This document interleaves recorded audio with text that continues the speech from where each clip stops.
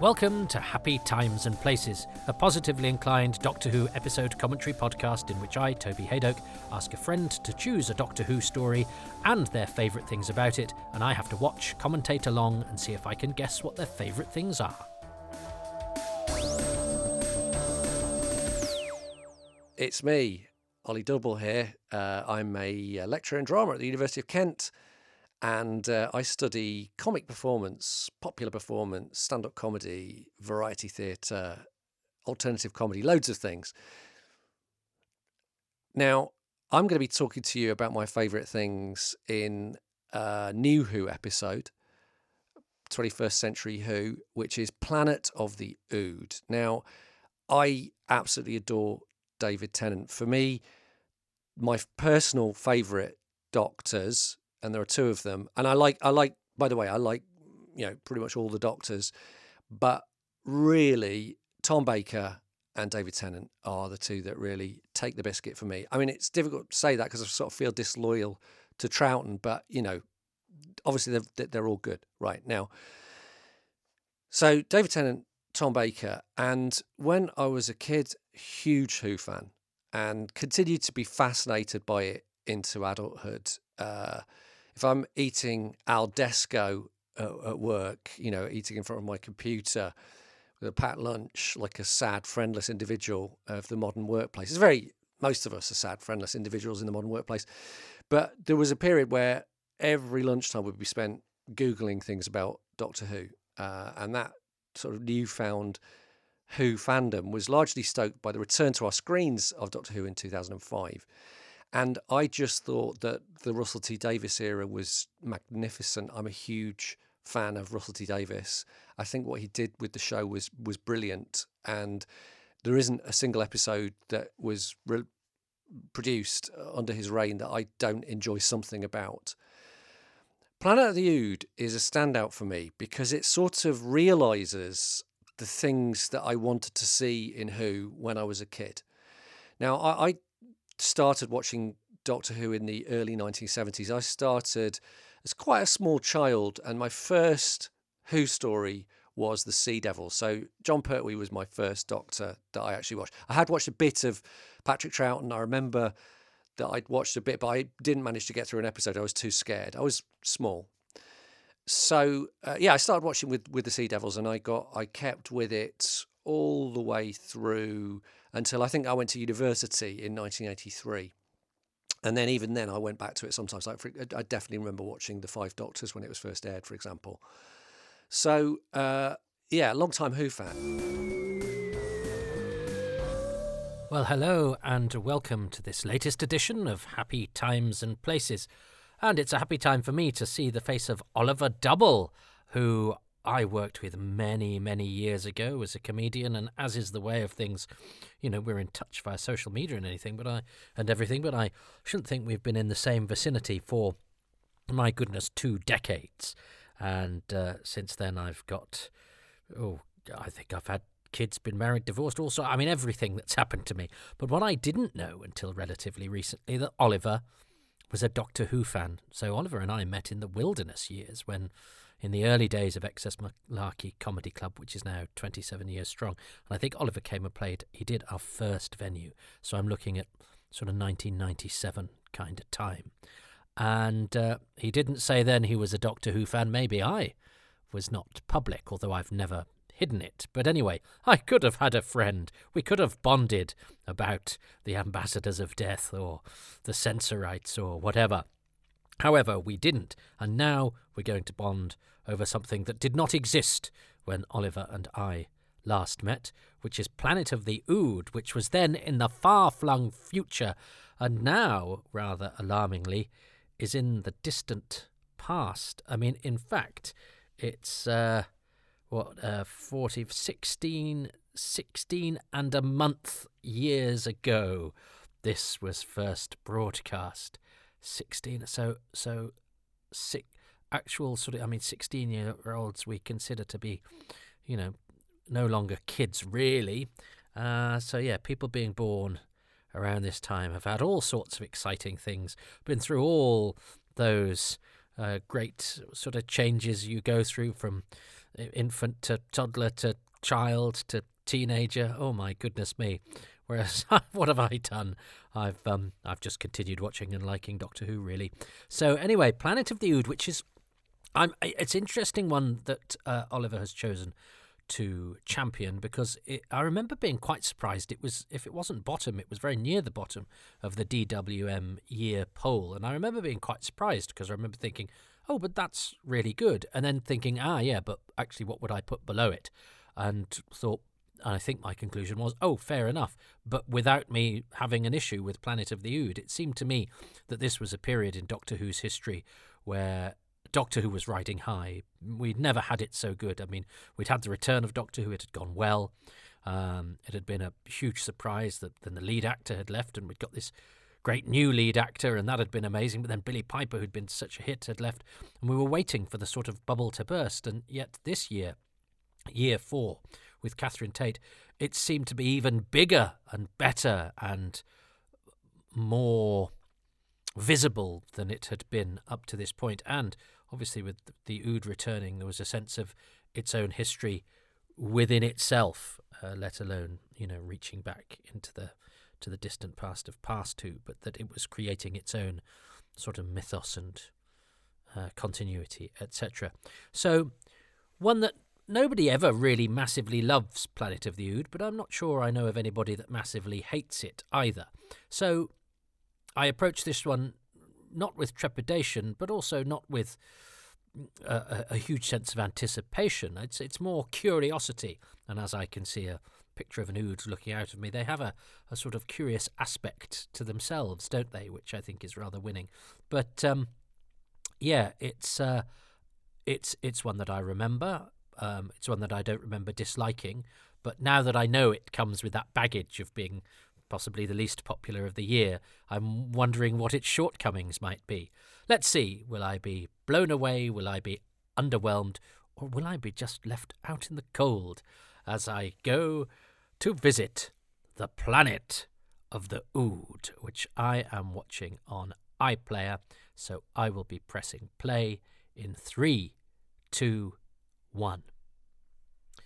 Oh, so it starts with what feels a little like what would be a sort of TARDIS-ode, a mini episode, an advert. You could see this being when they did the TARDIS-odes for season 2, that you might have had the whole advert, as that, and then just a shot of the Ood eyes glowing red or whatever.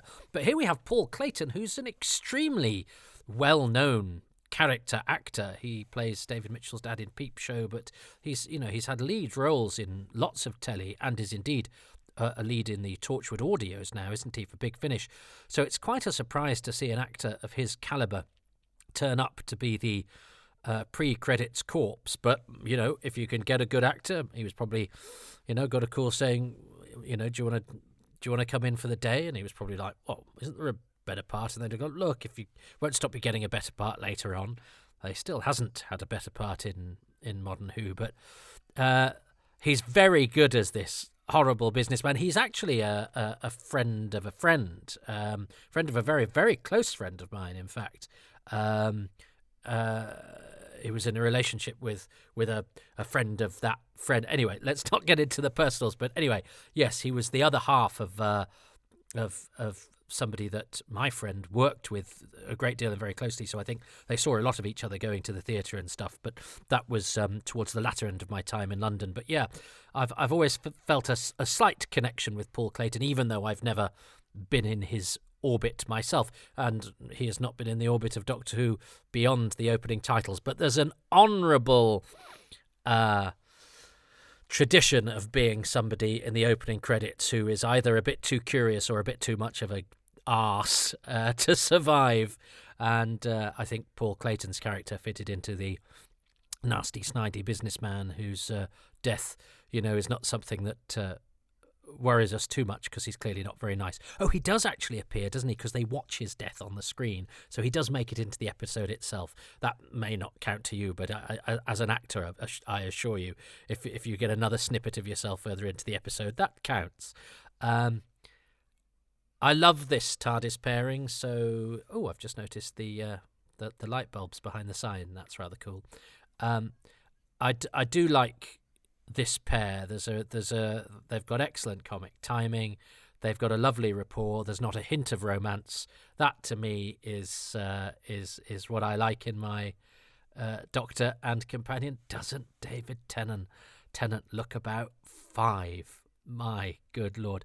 I love this planet. Now, I have watched this relatively recently because I seem to recall watching it on the big screen, which I'm not now. I'm experimenting with a better sound quality to these recordings and an easier setup for me. So I'm actually watching on a a decent size laptop screen.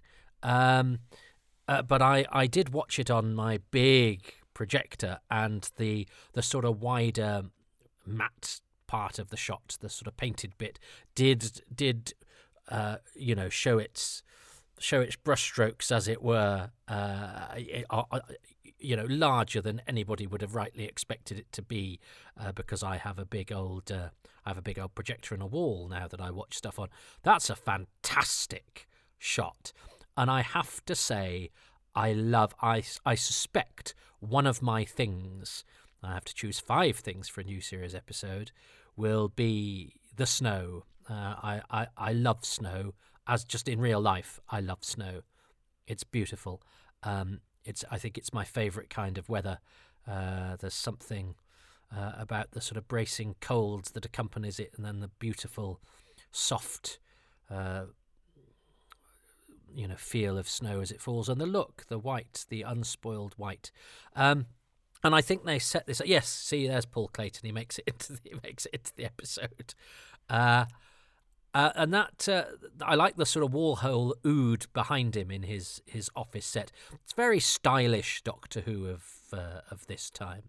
Adrian Rawlins there is a superb actor. Tim McInerney, who I think I'd thought of as somebody that could play the Doctor. I've got a feeling he was seen for the McGann film, but I think I much prefer him in villainous mode. His Captain Darling and Lord Percy and Blackadder are amongst some of my favourite comedic performances anywhere ever. But I think he's a really interesting actor, and he does.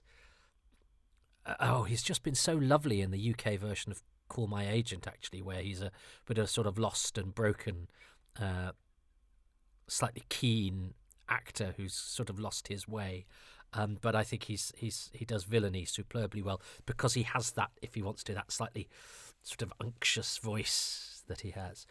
Now I like, of course, the singing that they have with the ood kind of fits with the snowy vista. I think we associate, don't we, sort of vocal incidental music with snow or cold. I don't know how that's crept, and musicians will be able to tell me how that has crept into being a shorthand of how we understand what music goes with what. And of course, the Ice Warriors has the soprano lady singing over the episode titles, as does the Space Pirates. Now, I know it's not snowy in space, but it's cold and it's empty and it's echoey, and I guess that's what it's all about. She's very good there, because when she speaks so naively into the translation device, she's treating it like a microphone. It's actually quite funny, but as soon as he tells her she's made a mistake, she's sort of embarrassed, but doesn't overplay that, and apologetic, and it's genuine. And she's very good at flitting between the comedic and the genuinely human. And that effect is such a simple. I mean, I wouldn't know how to do it myself, so I don't mean it like that lightly for the technicians and people that worked for hours to pull it off. But just making that benign, rather sad creature's eyes turn red and having it sit up, in shock. That's a great jump moment. And the red eye, which becomes obviously an important part of the plot, and we'd seen we see their eyes go red, for a reason, but it's and I love the way that David Tennant is ominous there, but it's a very quick and easy. unsettling moment, and I think it's really effectively done. Red is such an evocative colour, isn't it?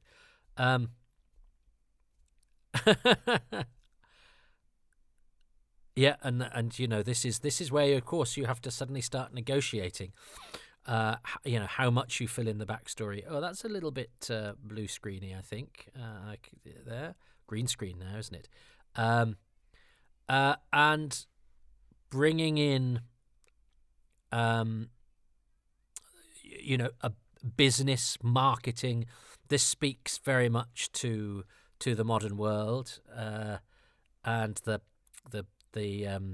psychic paper there gets us out of all sorts of boring trouble that might take an episode, or lots of exposition, or lots of something or other. So I'm a fan of the psychic paper. Love the "we're not married" joke. But the Ood themselves, you can see why they've returned. They're a fantastic design. I think they look totally organic. They have the ability to look both sort of forlorn and vulnerable, but also menacing. There's an inscrutability about them, and the good thing about inscrutability is that it's not far from either side of being, you know, disarming or terrifying.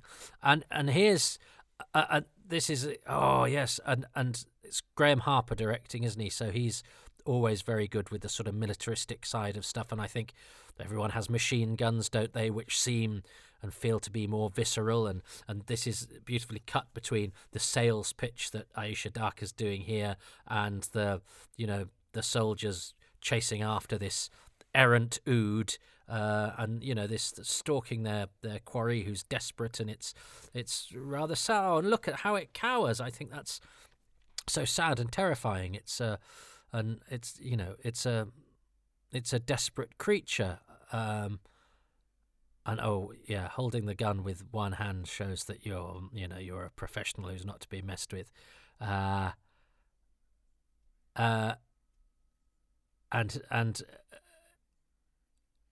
the sort of sadistic underling character is great fodder for this sort of story, because you know, well, you've got Tim McInerney's character, who's Mr. Halpin, isn't it, having to sort of pretend to be nice and to be the face of the company and doing all the sort of office work. It's very handy for him to have a grunt who can just get on with the business of being sadistic and unpleasant. And obviously they would have had to have you know, thought about going, well, who's a big name actor that also doesn't have very much hair, so that we can have this hair tonic aspect to the script. Which is rather, because I seem to recall that Russell T Davies at the time also saying that, you know, his no well, we'll talk about the man becoming Ood later, but I know that was part of Russell T Davies's initial conception of the story. But of course, he did not write this. This is written by Keith Temple, a one-off writer, who I have seen at a convention or two, and I know he's friends with Andrew Cartmel. So I've been in the same room as Keith a couple of times, but I've not had a chance to have a proper chat with him. But yes, we sometimes forget there are other writers in this period of Doctor Who. But I as I understand it, that his initial version of this story was deemed to be too dark. What I'm jumping into with this, though, what's striking me is the wonderful pacing. You know, that flitting between the sales pitch scene and the chasing of the Ood, and the way that the exposition is kind of rattled out, and it's rattled out by these two who have a great rapport and are very watchable. And David Tennant is actually very restrained here, isn't he? He's you know, he's scouting everything out intellectually. You know, he's not. His mind's obviously working at 1,000,000 miles an hour, but he's just not letting it show, and he's just taking it all in, working out exactly what the situation is. Now, and this is very. I was thinking about this today, because I was thinking about religion and people, you know, saying that, you know, people of faith might be deluded and wrong, you know, and me going, yes, but if they are wrong, but their faith makes them happy, does it matter? You know, if you are in ignorance but happy, surely that's what life is all about, to be as happy for as long as possible, so long as you're not hurting anybody else. But then that buys into the, if a slave doesn't know they are a slave, are they really a slave? And I think those are very interesting moral debates, and certainly worth exploring with Doctor Who.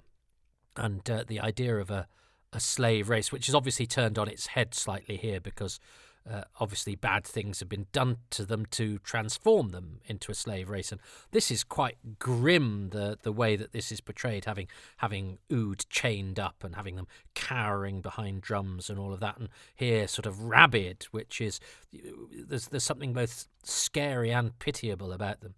Adrian Rawlins is an excellent actor. I first heard of him when he was in a, I think, a National Theatre production of A View from the Bridge with Michael Gambon as Eddie Carboni, and it was on when we were studying the play, and so we got a review of it from the Guardian, and it was interested to see who all the actors were. James Hayes was Alfieri. He's never been in Doctor Who. I was at university with his son.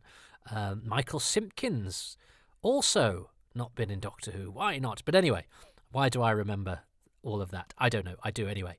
But and then Adrian Rawlins was famously in, the first time I saw him in the flesh was he was in the TV version of The Woman in Black, which was adapted by Nigel Neal and then not seen for ages and ages and ages. But I'd seen it on, I'd borrowed a friend's VHS and have recently got a copy. And Adrian Rawlins is excellent in it, but he's more recently been in, you know, Chernobyl and Harry Potter and all sorts of things. And he's a terrific actor. And works all the time, and rightly so. He has a lovely, slightly broken quality about him. There's something behind the eyes where he can show a slight sort of honourable vulnerability, which gives, even though he's in fact, I know there's a revelation about the character later, but in factotum mode here, it gives him an extra dimension without him having to signal anything, or he's doing the signalling very subtly. Yeah, he's a brilliant actor. Doctor Who's so lucky that it attracts actors of this caliber. And I quite like the way that they've made the collars slightly futuristic. It reminds me, in approach, rather of The Enemy of the World. Don't they have slightly futuristic collars in The Enemy of the World? And I know Enemy of the World goes a bit more avant-garde in other aspects of its costuming, but they've tried to retain the basic shape here of our own kind of fashion, but just make a nod to the fact that they haven't got these off the peg from, you know, H&M in Cardiff or whatever. That's a beautiful shot, and the lighting with the red. Again, red is such an effective colour for Doctor Who. The colour of monsters is green. The colour of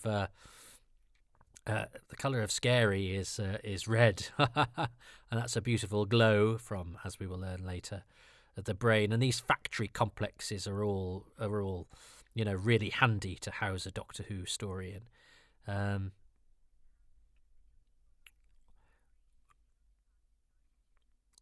So they and good, they've spotted fairly quickly there, because the Doctor and Donna inveigled their way in fairly quickly. It's good that they're found out, because otherwise it would stretch credibility. So we have our cake and eat it. We have them, we have them make their way in, but it makes the bad guys not look too stupid.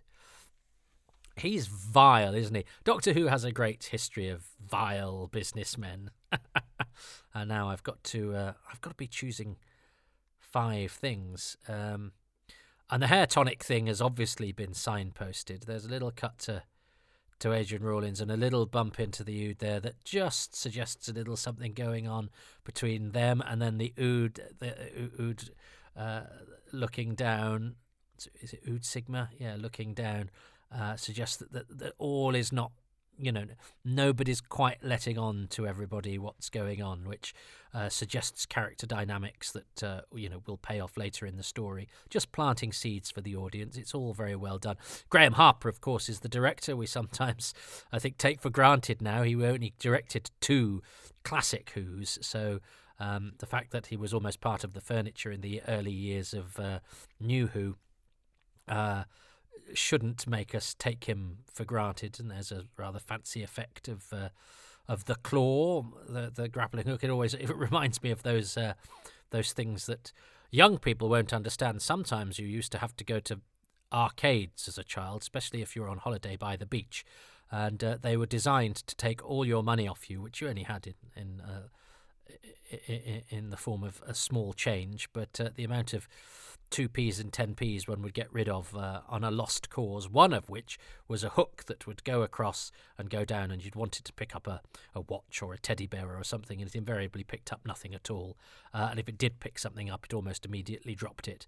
And you knew it was going to do that, and yet you still you may as well have just thrown your money down into the pit. But I suppose one figured one might have a chance.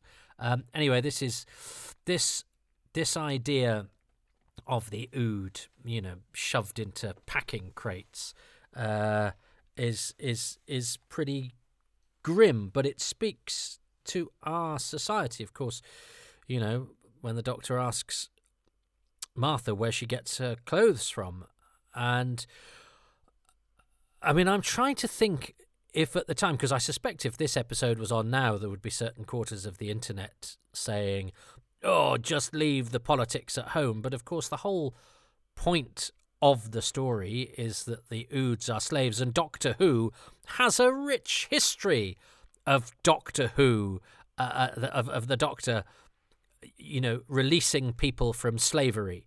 The fact that this time they're not people in inverted commas, but squid-faced aliens, shouldn't take away from.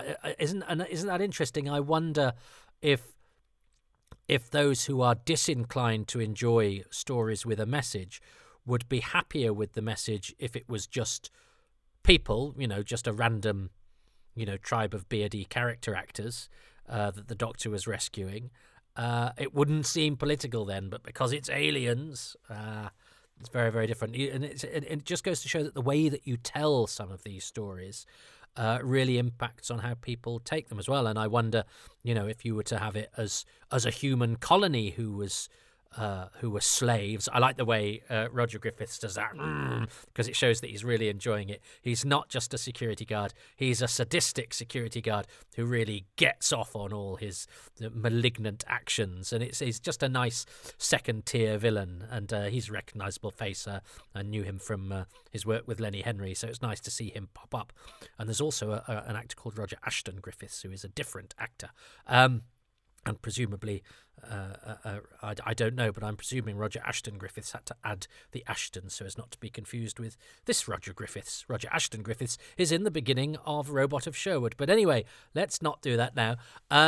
If you told this story with a human colony and the human colony of slaves, and then you cast all the slaves to be played by actors of colour, again, some people would go, "Oh, you're being political," and yet, as we've seen, the classic Who has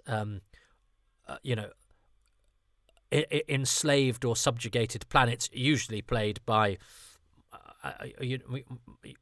the sorts of actors that you would see in everything during the 70s and 80s. So it doesn't feel political at all, because it's just goodies and baddies, isn't it? But as our television landscape changes and our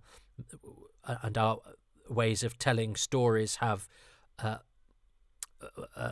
broader spectrum of resources available, so you can have the slave races, squid monsters, or there are more actors of colour, so you want to be casting them. Suddenly, everything seems like it's becoming political. Whereas, in fact, what they are is stories. And stories about things always resonate, especially if they're told well. And why shouldn't a 21st century Doctor Who be looking at issues that are going on today, and modern slavery is a thing, as the Doctor says to Donna, where do your clothes come from? And we we might not, and so I'm often, uh, when I'm often dubious about, nobody wants to be handed a leaflet. People want to be entertained. The story has to come first. But if the story has resonance with the things going on today, then it's important. And writers are often inspired by the things that surround them.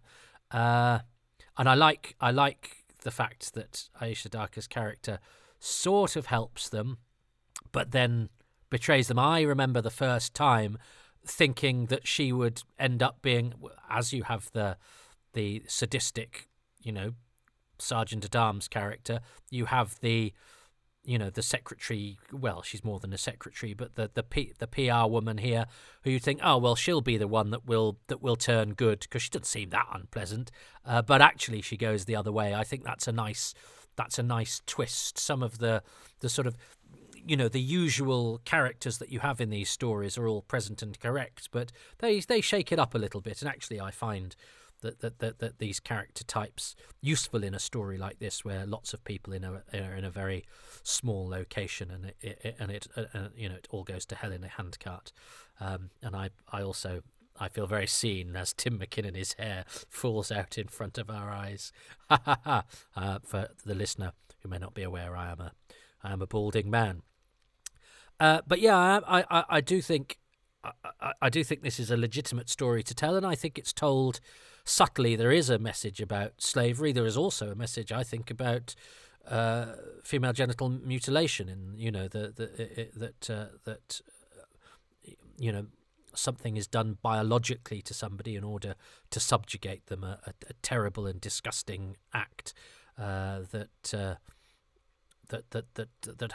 has great physical consequences for a person. So I think, it's wrestling with concepts, but it's within a story which is basically about a rebellion against oppression. And that story in Doctor Who is, goes back decades and decades and decades.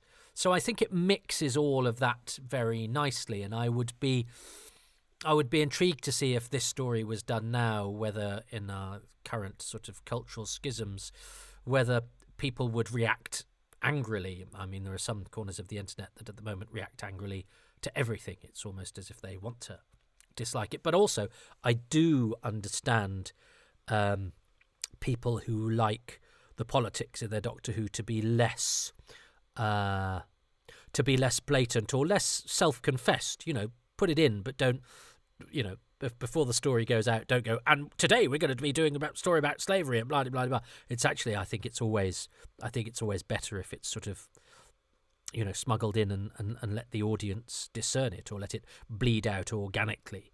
Now the song, this is a really effective way of giving the story its own feel. I wonder if this sort of incidental music, which felt fresh and interesting at the time, as did the sort of Damien the Omen choir, heralding the Daleks, that felt fresh and interesting for Doctor Who and new. How does it feel now? I think it works. I think they're such good masks. She is fantastic. I love the fact that, not stupid, but, selfish, ordinary in inverted commas, I don't mean that pejoratively, Donna, is so affected. So the Doctor has sort of ood tinnitus, if you like, but it's very nice. But I like that. I think that's a very effective way of making the ood seem different from other aliens, that they have their own sort of psychic incidental music. I think that's novel, and I think that's atmospheric, and I think, of course, also it's very, very moving. You still think she might go the other way. You still harbour a hope she does a look there, where you think, oh, okay, actually she might help the Doctor, she might rescue the Doctor. I still got faith that she might come good. I think those ood masks are absolutely excellent. It's not only because of the the material that they're made of, but because they're viscous, because of the colouring. They are one of the great creations, I think, of modern Doctor Who. And here we have it. They actually have an external brain, and that's quite a smart thing to do as well, to bring creatures back who've had such an impact from their first story, and say, oh no, what they're supposed to be holding in their hand is not the thing that we know. So the company cuts off the brain and stitches on a translator, which is a really grim idea, but it does. Oh, and this is excellent. The fact that actually it makes Donna really angry, and Catherine Tate is superb here. And, this idea that, we celebrate Doctor and go, isn't the universe marvellous out there? And actually they find something really despicable and grim. And that does cast in a different light our heroes in the Satan Pit, the Impossible Planet, doesn't it? Because they use the Ood. Now, it could be that they've been lied to and they don't know, and that it's only the company. But part of you thinks, is that willful ignorance? We all turn a blind eye to bad things that go on, so long as it's for our own convenience. As we do wearing, certain brands of clothing. We don't like to think that there are kids in sweatshops the other side of the world sewing them, but there undoubtedly are. So, what does that say about Zachary Crossflane and Ida Scott? Although Ida Scott was originally going to be in this, wasn't she? I think they wanted her to return, and it would have been lovely to see Claire Rusbrook return, because she's terrific, and I think Ida Scott's a great character. And this aspect of this story is horrible. So we've had them hunted down and exterminated, and now we have them shackled and gassed. And I believe this guy, he's the equivalent of Olive Woman, isn't he? In the Lazarus Experiment, odious guest who gets a couple of lines and is there purely to die. And I believe, isn't he the brother of Yasmin Page? The actor is the brother of Yasmin Page from the Sarah Jane Adventures. So there we go. There's a lovely fact. He's called Tariq Jordan. But there's something to this. Is also very reminiscent. I don't watch it anymore, but this felt like this whole gathering, these drink quaffing assholes. It was very like an episode of The Apprentice. It's basically what Doctor Who's done here is it's put an episode of Apprentice and The Apprentice within a monster massacre, and it very much feels like it's horrific and it's not very nice. But there's also a certain schadenfreude to watching all of these guys who would be cozying up to Alan Sugar. But this is quite, but there's a moral judgment here on Aisha Darka's character, where she had the chance to go with the Doctor and save them, but instead she runs, she says shoot to kill, so she's complicit, she's in it, and she pays with her life. But this is beautiful, all of this stuff, the snow, which I believe a lot of it's paper and glue, but with the fire and the snow and the machine guns and shooting through the heat and the quick movements of the cameras. This is Graham Harper at his absolute best. He's so good at this sort of stuff. Moving the camera pulling from McInerney to Rawlins and then going up. It's excellent work. Cutting from the action to the interaction between these characters, and you think Roger Griffiths was sort of got when they entered, but instead he no, we have to actually see it. This is a bit Hollywood movie, isn't it? It's not enough for him to die. He has to die in a horrible and appropriate way. So they can't just come in and translator zap him. They have to take his gas mask off, lock him in a cage, and we have to see him get gassed. There's a certain... What that says about us is interesting, isn't it? We sort of go, no, there are certain baddies that we feel good about seeing die, and because it's fiction, it's fine. But what does that say to us is that there is a sort of cathartic response and a certain emotional sort of punch in the air to go, no, we didn't like him. They've made him as nasty as possible, as sadistic as possible, so that when he gets his moment, we do, as an audience, feel pretty good. I'm always interested in that, because I do enjoy watching stories in which people die. And yet I'm not a violent man. I don't like, and I certainly think there is, too much real death shown in news footage and on social media and all of that. And this is sweet. I like that Halpern thinks he has this understanding with Ood Sigma, and he's sort of doing the decent thing. He says, go and join your people. That's rather moving. He's still vile, and obviously there's still horrible stuff going on, but it makes him a bit more three-dimensional, and I think they have that lovely moment between them, even though actually it turns out that Ood Sigma has been sort of betraying him all along. But it's an attempt to humanize Halpern a little bit, to make you. But it also speaks of that sort of cliche of the man who's nice to his slaves. Well, yeah, but you've still got slaves, mate. So how nice are you? It's all these sort of layers that make us question our own beliefs and doesn't. Roger Griffiths' character was deliberately drawn in very bold colours, so we'd have somebody that we just really, really hate. But having everybody else have slightly different shades makes us think about how we ourselves would behave in some of these situations, and I think that's clever, and I think that's detailed, and I think that's nuanced writing. And also, you had that very, very well done sequence there of the camera and the Ood, moving towards the Doctor and Donna, and then getting more and more panicked and more and more panicked. That's.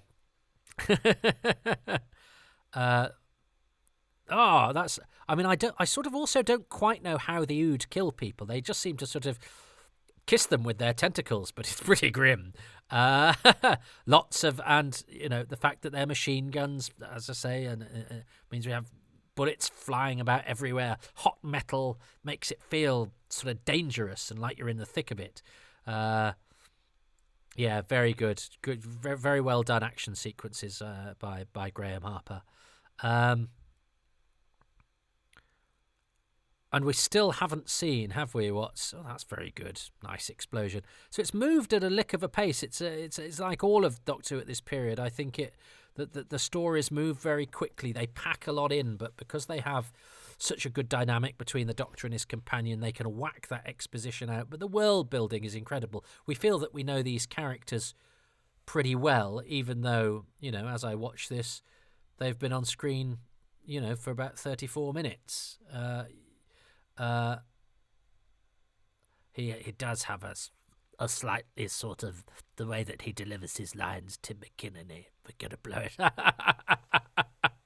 He's enjoying he's enjoying the performance, but he's pretty grim, isn't he? He's a pretty unpleasant character, but it's great. Oh, and leather gloves are always good in a villain as well. But the cruel businessman is again, it's a sort of character type. So I suppose there's nothing, but I find that quite comforting for a story that has this slightly sort of unusual treatment of the Ood, and us having to explore that. I think having it surrounded by those sorts of familiar types sort of works for me. And then we have a giant brain, so the Oods are. Which sort of goes to explain the telepathy stuff and what makes the Ood unique, and I mean that brain effect is dated slightly, I would say. There's some sort of focusing issues and slight fringing issues, but. I remember at the time all of this stuff seemed amazing that it was in Doctor Who, and a giant brain is a great visual. A brain is such a fascinating looking thing, isn't it? The brains in the Keys of Marinus, and the brain of Morbius, and the giant brain in Time and the Rani. They're all very memorable visuals. And I remember the beginning of Tomorrow's World, the BBC science fiction programme, had a camera going sort of round the canals of the brain, rather like the X-Wings round the Death Star. And this is good. Friends of the Ood, which is a bit on the nose, but it is a bit like the Sons of Earth in The Power of Kroll. I mean, at least he didn't see oud piece, did he? Green oud. But that's, and I think Adrian Rawlins did some of that stunt, didn't he? And I mean, I don't know quite how he does. Do brains eat people? Certainly, kind oud brains eat friend of the oud, but it's there because we needed Halpin to do something awful so that we again would feel comfortable with his ultimate fate, and I like that. I can't say I've shot anyone before, and I can't say I'm going to like it. It's a really nice piece of writing because it's saying, he's an unscrupulous businessman. He's not a murderer. And the thing about unscrupulous business people is, they let death happen on their watch, but they don't necessarily. They're not necessarily killers themselves. They're not direct killers themselves. And that almost makes them worse because I've almost say, well, at least Roger Griffiths' character is honest. At least he does the dirty work himself. So the idea that, so I like that this businessman doesn't suddenly become somebody who, is a natural toter of guns. That again adds a little bit of a layer, and the lighting here is very, very beautiful. I think that's really effective. But I have to be honest, because this is where this story was sort of conceived, wasn't it? I think Russell T Davies had the image of a person turning into an oud, and just somebody pulling their hair out is a pretty grim thing. When your hair falls out like that in clumps, you're not very well. And again, it's a rather simple, straightforward way of showing that something is amiss that's kind of grim, because it's all made up of basic constituents, a person and hair and a clump of hair, but actually having it coming off is pretty vile. But I'm not sure I buy spiked or replaced hair tonic turning somebody into an oud, although of course, thematically, if you like, Halpin becoming the very thing that he has enslaved, is a payoff, and that the tentacles coming out of the mouth is pretty grim. Although I believe the initial version of this was grimmer, and they had to do some reshoots without Tim McInerney. But I have to say, and there were occasions during this period of the show where I did feel that the endings sort of came out of science fiction nonsense land and sort of came out of nowhere, and even though there's a signposting in that something is amiss with this hair tonic, there's something going on here, it's going to have some sort of significance, there's a missing link between that and he's going to become an oud, and it just feels to me. But I do like that line, people who know for certain tend to be like Mr. Halpin, because I do think, the great lesson in Doctor Who sometimes is that doubt is good, and that the people who are certain, and I certainly think that these days in terms of morality and social commentary and internet discourse, those who are certain are the ones you really have to be worried about, because they don't question themselves. They'd rather double down on something they know to be an untruth, and lie to themselves to remain certain. And here we have the song of the oud, and that's really liberating, and that's beautiful, and the movement of the oud and everything is charming and disarming and very, there's something rather lovely about it. It's a good job that the soldiers don't decide to just massacre them all, though, isn't it? Presumably they were just following orders, and it was Roger Griffiths and Tim McInerney's fault, and that they've seen the error of their ways. But all of this, the hands and the song and the circle and all of that is rather lovely. And this looks great on this slightly smaller screen. You could still see it's an extended, whatever the modern equivalent of a matte painting is, but it's a great vista, and it's a great setting, and we like Ood Sigma. He's cool.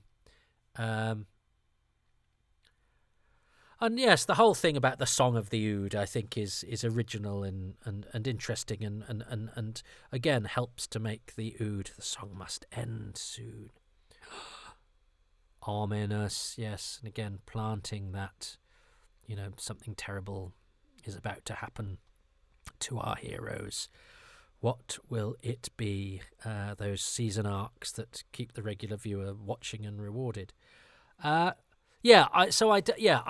don't quite buy the tonic turning McInerney into an ood, and sometimes I find when I'm writing jokes, I'll have a punchline, and then I'll work towards it, and all the stuff that I do to work towards it ends up being funnier and more interesting, and then when the punchline comes out, the audience go, "What's that?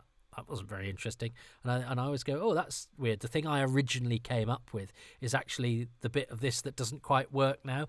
And I do feel that a little bit with this, in that, oh, it's Martha, and I'm in a pre-credit sequence, so I'm going to deliver my line like this. Sorry, that's Martha telling the Doctor she's going to bring him back to Earth. So that original thought, let's have somebody turning into an ood, that the story then builds towards, is perhaps actually the least good part of the episode. I don't like these closing titles. The font is too big and too jaggedy, but that's because they had been told they had to. They only had a certain amount of time with which to list everybody, but I'm afraid it looks cheap and like American television in the 70s, but no offence, my American friends, but we used to do those things with a certain class. But that is a well-rehearsed argument in these podcasts, I am sure. So I have to choose 5 things that I like the best about Planet of the Ood. Well, the snowy vista of the Ood planet, I think, is an interesting and fascinating setting and a great visual. I love snow in my Doctor Who, Claws of Axos, Revelation of the Daleks, and to the Ice Warriors, which isn't real snow, but I always think, and I don't think it's real snow in Planet of the Ood either, but it looks classy, and it just, we can't have too many different atmospheres on planets because there aren't that many, and there certainly aren't that many that are habitable or visually too different. But I always think adding a bit of snow just makes a story stand out a little bit and feel different, and feel like they've made some effort to give us a different ambience and visual and a different landscape. So the snow, I like the fact that the Ood planet is snowy. I like the fact that the story is about slavery and about, if you want it to be about, FGM, about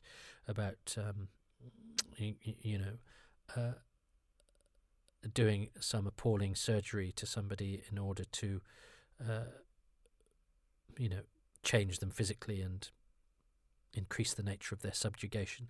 Both things were worth exploring, and I think both things that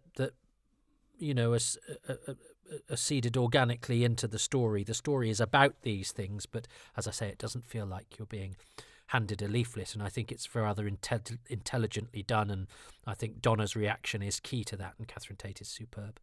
That aspect of it, I think the Ood themselves, or maybe even just specifically the Red Eye, but they're such a good design. Everything as well, from the song to the voice, but particularly that face and the viscous nature of the, whatever's clinging to their squid-like protuberances from their mouths. I will say the Ood themselves, who are and the fact that their mythology is slightly added to, it's really easy to repay past glories, but to bring something back and examine their nature, it was an uneasy feeling you're left with when you contemplate the Impossible Planet and the Satan Pit, and you go, so these guys were slaves, and Zachary Crossflame does go, and I'm going to remember all these Ood in the log, and he doesn't mention the 2 non-speaking officers that get killed. Tune into my Impossible Planet Satan Pit commentary for the story of Keith and Sheila. It did kind of need examining, and I like, the fact that the Doctor talks about, the clothes that we're wearing makes us examine ourselves a little bit. The Ood were ripe for a revisit, and I'm glad that they're now part of, an important part of the Whoniverse, because I think they are a great contribution to it. I love Tim McInerney. I think I have to say him. He's and especially those little subtleties that the character has when he says to Ood Sigma, you go and join your people. I love that moment. I think it's just a beautiful moment of nuance that makes you actually get a bit emotional and think, yeah, you're all right. And then you go, oh no, he's not. He's horrible. And actually, the fact that Ood Sigma, it turns out, has all along been not all he seems as well, which sort of undermines that whole moment, which is a lovely moment, but actually it's based on lies for everybody, which I think is really, really clever, because as a watching experience, it's quite moving, but actually it's moving and based on falsehood and deception and deceit from both of the people involved in it, and I think that's great. And my final thing is what's my final thing of five, gosh, well, my final thing of Planet of the Ood that I like the most is, I think it's Donna's reaction. I think her reactions to first the Ood in the snow, and when she talks into the translator, I think that's so beautiful. And then she feels a little bit foolish, but she doesn't overplay that or do it comedically. It's not there to undermine her or patronise her. And then her response, we see through her eyes and ears we hear the song and that connection and the fact that she's so appalled. And because Donna is quite a selfish and not not somebody who thinks about stuff too much, the fact that we see a lot of the terrible things through her eyes, I think is my fifth thing. Yeah, I was just suddenly thinking I quite like the visceral nature of the slavery, the fact that they're chained up or that they're chased. I think that scene where the poor Ood tries to run away and is rounded up and found cowering is really grim. It's really, I think it's admirably hard-nosed in its portrayal of the cruelty of the way the business people operate and the sort of battery style conditions that the Ood are kept in. But well, maybe that would be my number 6, because no, I'll go for I think Donna. I think Donna is such a key part of this season that I would be in danger of doing all their stories and not mentioning her because I take her too much for granted. So those are my things. What are Oliver Double's things that he likes about Planet of the Ood? That what happened though, as I got older, and I suppose my critical faculties were a bit more developed, and particularly post Star Wars, I started to notice the joins a bit more. Okay. For example, what's it called now? The Seeds of Doom, Seeds of Death. I can never remember the difference between the two. I remember the difference. I can't remember which is which. But anyway, whichever it is, the Tom Baker that has seeds of at the beginning of it. I remember my mum really laughing at an effect of the giant crinoid thing. And I remember saying to her, it's not the effects, it's the ideas, Mum. And I stand by that. I still very much enjoy watching classic Who. And actually, I think a lot of the episodes are really well made, particularly considering the technology at the time. But anyway, what you didn't see was a kind of vista of an alien world that didn't just look like a quarry somewhere in the home counties. And what I really wanted to see was something that looked as great as Star Wars. Now, looking back at Planet of the Ood from over 10 years perspective, yes, the CGI, isn't cutting edge now. But my favourite thing about Planet of the Ood is the scene where the Doctor lands on the Planet of the Ood sphere, in the TARDIS with Donna. And they come out and she's expecting it to be all kind of, like it's going to be a warm place that they're arriving in. And of course it isn't. It's a snowbound planet. And that's a callback really to a moment with Sarah Jane and the Doctor, I think, in the 1970s, where something similar happened, where Sarah Jane comes out holding a beach ball and it's snowy, I think. I'm remembering a picture from an old Doctor Who annual that I had. Or it might have been the Tetley Tea special that was done like an annual. But anyway, so it's just, to me, that bit is just brilliant where they land, and this CGI landscape, and it looks beautiful. Yeah, okay, you can see that it's CGI looking at it with 2021 eyes, but it just looks beautiful. It looks like, the kind of illustrations you might have got on the front of a sci-fi magazine from the 50s or something. It just looks brilliant. You just go, oh, wow, they are actually on an alien world. Yeah, well, I think I'm going to have that as well. Although you've alluded to the fact Oliver's alluded to the fact that he likes sort of Donna's entrance, or expected entrance into the alien environment, is one where she's then surprised because it's cold. And Sarah with the beach ball is the end of a story you've already mentioned, Oliver, the Seeds of Doom. Although she also gets tarted up for a holiday in Death to the Daleks and ends up in the howlingly cold quarry of the planet of the Exelons. But yeah, it's an added dimension, isn't it? That the fact that you not only have this, Hoth-like planet, and how amazing was were the snow sequences in The Empire Strikes Back, that Doctor Who would never be able to achieve anything like that. Thought we, well, this was a nice little nod in that direction. But Doctor Who does it all with a beautiful gag, with a beautiful bit of character stuff, where some lovely comedy where Donna goes out expecting to be amazed by the brand spanking new. Strange new worlds out there, but they're strange new and really cold worlds, so she has to come back out again. So that's a very British take, isn't it? The sort of slightly thwarted expectation based on the fact that you go somewhere nice on holiday and the weather's shit.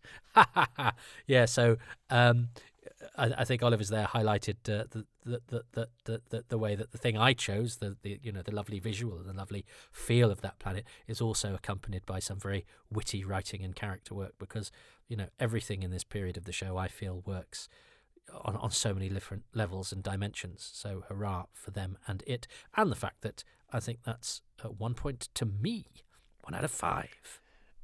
I know that we have to pick a second thing, another thing that's favourite about the story. And for me, Planet of the Ood, there's an obvious standout scene, and it's the Doctor and Donna have gone nosing around to find out what's going on with this Ood place, which, by the way, is a great concept. The idea that these creatures have been enslaved and sold as commodities, as slaves, for this version of the intergalactic human empire, and I, by the way, I totally think that the Ood is one of the greatest Doctor Who monsters of all time.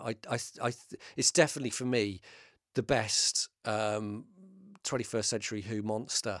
I just think the way they behave is great. I love the fact they're not just villains; they're victims as well, and that they could be either thing, like either very subservient or very scary.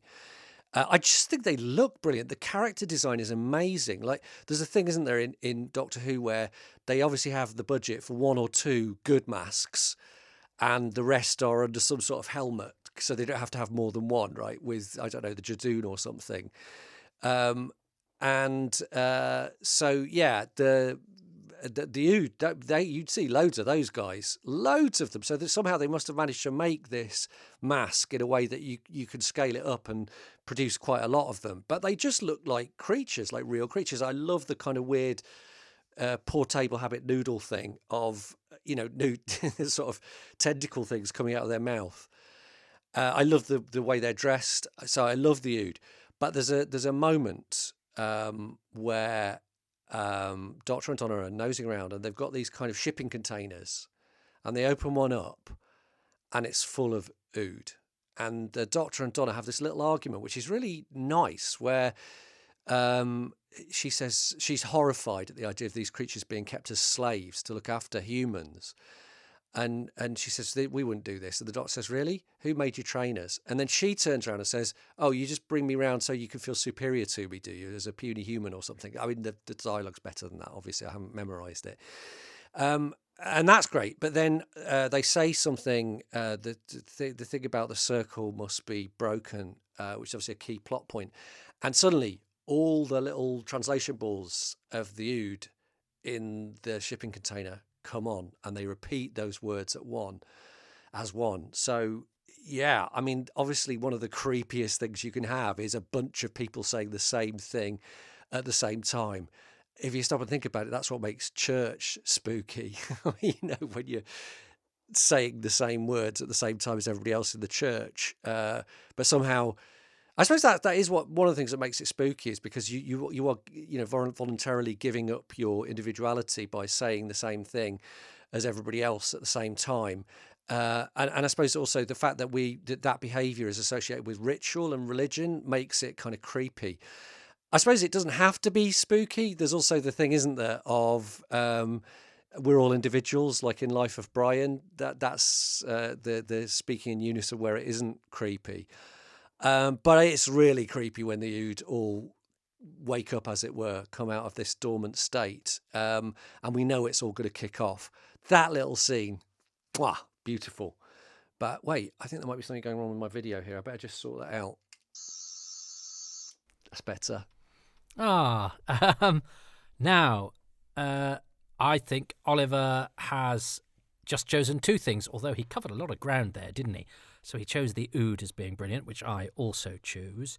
Because Oliver's done a classic series one for me as well, which I think is more straightforward because you do one per episode and a bonus. And I think what he's done is off the back of that, he's done one and a bonus for this, and not done the 5 that we do for a New Who episode. But that's okay. I don't mind there being anomalies. It's all just a gateway to talk about Doctor Who and why we love it. And Oliver, even though he chose the speaking in unison bit, he covered loads of different other likes, including the discussion about the trainers, and then the Doctor, Donna wasping back to the Doctor. And he covered a lot of ground in that to then get to a conclusion, which was the Ood talking in unison and their translator devices lighting up as a moment that particularly sort of moved him and disquieted him. And I hadn't noticed that. I must have been talking about something else, but I'm recalling that moment now, and it is excellent. And I'd never sort of thought about how that is reminiscent of church and a subjugation of individuality, because people are all saying the same thing at the same time. And that's definitely an aspect of The Impossible Planet, where the Ood all stand up and say, the beast will rise, and all of that business when they start marching on Danny and Keith. But so that is an aspect of the Ood that makes them very disquieting. And even though they're benign and we like them, there is something, because they look different and talk differently and, as I say, communicate in a way that isn't quite the same as how we communicate. It is an unsettling experience. And that's what Doctor Who does well. It can make, the benign be unsettling. It can make the unsettling be benign. And it can make the familiar terrifying. And, it can make those similar to us be bad, whilst those different from us are good. It's all part of the great melting pot of reversal of expectation and mixing up dissonance, as I call it, taking things that are familiar to us and giving them a twist, sometimes a humorous twist, sometimes quite a grim one. And I think Planet of the Ood really scores in that grimness that it has, and those, the cages and the chasing and the shackling and the enslavement, which is pretty adult and grown-up storytelling. So I'm sorry we didn't have the point scoring in the same way, and I think I would have done pretty well, because he loves the Ood. He did like the slavery talk. He did, though, also choose that moment, which I didn't choose, but that still would have given me 3. So I think on a technicality, I might count that one a win, were this not actually, I think, in the great scoring tally, probably null and void on a technicality, which is a shame. That's typical, isn't it? I'm always so near and yet so far. I think I would have done that one, but I hadn't explained to Oliver the rules, because a reminder, everybody, if it is a new series episode, I tend to ask people to choose 5 things, unless it's a new series 2-parter, in which they choose 3 things from each individual instalment. Whereas if it's a classic series, you choose 1 thing per episode and then a bonus thing at the end. And I think what Oliver did there was he chose 1 thing and a bonus thing, because he's also done for me, you see, a classic series story, which we will get to further down the line, because not many people have done 2. But I was excited by Oliver because he's a fellow comedian, but also he's as he said, he's a lecturer who knows his popular culture and is a big Doctor Who fan from days gone by, which I didn't know when I hung around with him in comedy clubs all those years ago. So delightful to reconnect with Oliver, and I hope you can avail yourself of his. He's written books about stand-up comedy, the art of stand-up comedy, and has taken quite a sort of intellectual and intelligent approach, but also backed up by his practical experience of being a successful and working circuit comic. So that's Oliver Double. That was Planet of the Ood, which is, when the Doctor left it, was a happier place in a happier time than it was when he arrived. But I'm now going to go and cry so hard that I could have won that had it actually been done the way that it was intended. The tears will fall so much. I'll be rubbing them so hard that it'll look like I've got red eye, and then you'll be scared. Thanks very much for listening to Happy Times and Places, which was presented by me, Toby Hadoke, and my guest, Oliver Double, academic and stand-up comedian, who can be found on Twitter at Oliver Double. Capital O, capital D, I don't know if that matters. What matters, though, is to pay tribute to the patrons who make these podcasts possible. I'm grateful to them, and they include Paul Lindblad, Darcy Smart, Mark Wright, David Gates, Rebecca Burgess, Neil Humphreys, Ruben Herfindahl, Peter Burns, James Curray-Smith, Peter Harness, Ronald Hayden, Rob Leonard, Christopher Meredith, Gavin McLean, Richard Straw, Neil Tate, Nick Tedston, Stephen Moffat, Tim Arding, Nigel Bromley, Paul Cook, Richard Chalk, Peter Chamberlain, Grant Davidson, John Deere, Chris Dunford-Kelk, Paul Dunn, Jason Gorman, Siobhan Galichon, Paul Harris, Chris Hyam, and Ian Key. The music is by Dave Gates, and the artwork by Dylan Patterson. If you would like to support these podcasts, as those just named do, then you can go to patreon.com/Toby Hadoke, where for as little as £3 a month you get advance releases, your own special podcast called Far Too Much Information, whilst Too Much Information, Happy Times and Places, and Indefinable Magic are all released well in advance of their appearance on iTunes or Podbean or Spotify or wherever you're listening to this now. Patrons get them first, in some cases a good 6 months ahead of time. If you don't want to do a monthly commitment, you can do the occasional donation at ko-fi.com/Toby Hadoke. But if you are unable or disinclined to do the financial thing, and I completely understand that, I'm just very grateful to you for listening, then what costs you nothing but a little bit of your time is to go to any of those outlets aforementioned and give these 5 stars and a few lines of review, just to help them to stand out from the crowd. And it would make me feel very happy if there were nice things said about these out there, and it really does help more people to become aware of them. I'm on social media at Toby Hadoke on Twitter, at Hadoke Podcasts, for these podcasts only. My Twitter feed has stuff about comedy and all the other stuff I do as well, and the occasional joke if I can think of one. And there's also my Instagram at Toby.Hadoke. I have a Facebook page, and you could probably see me standing on the street yelling at the moon as well. You say, you have to do it all these days.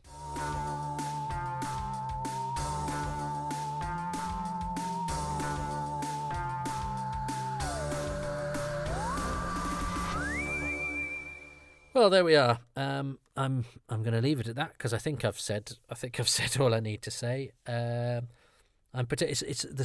such a gap between people sending me the stuff and me telling them about it, and of course I can't listen in advance because that means I would know what the person is going to choose. So I don't know what happened with Oliver there, but miscommunication on my part, I'm sure. But again, really, let's try not to worry. Nobody's keeping score. I'm never going to win Happy Times and Places, as a whole. I think I've only actually won 2, so another one wouldn't have made that much of a difference. But then again, the occasional small victory. But anyway, yeah, and I actually quite like the fact that these aren't uniform. Makes life a bit more interesting, doesn't it? You don't want everything to just be the same. That's what happens these days, isn't it? Where everything has to be packaged to be the same. I'm glad that Doctor Who is still breaking the mould in that one, and so my Doctor Who podcast will do the same. We're not. Yeah, it's not like we are all individuals. I'm not. That was the person who said that was a Doctor Who actor, Terence Baylor. He's in the War Games and the Ark, but that's a story for another day. What a lovely man he was. Oliver alluded to that brilliant moment in the life of Brian. He's got the 2 best lines, actually, Terry. I knew him a little bit. I interviewed him for Who's Round and we kept in touch. He was a charming, sweet gentleman. But yeah, he has... we are all individuals, I'm not. And he also has, I'm Brian and so's my wife. So he has 2 of the greatest lines in one of the greatest and funniest films of all time. And he was in 2 single instalments of Doctor Who, because he's only in 1 episode of The Ark and 1 episode of the War Games. But anyway, that's a story for another day. But why did I get talking about that? Well, look, this is what this podcast is. It's basically somebody's internal monologue spaffed into a microphone as a result of prompting from somebody, following a set of rules that sometimes they might not get quite right. But there we go. But that proves that we are not all the same, and that not everything is uniform, and that actually there's a certain currency to be had in the ramshackle.